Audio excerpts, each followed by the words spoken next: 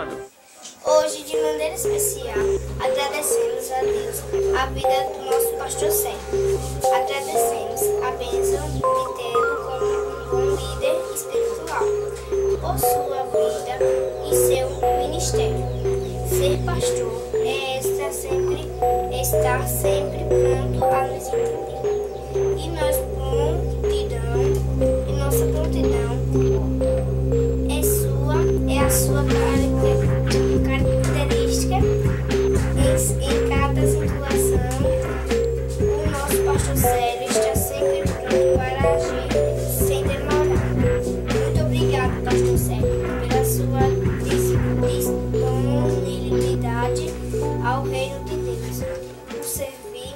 O servir é outra característica e o fruto do Espírito é visível em sua vida. Muito obrigado, Jesus, por discípulos. Assim, nós conhecemos o homem precioso que o Senhor é nas mãos de Deus.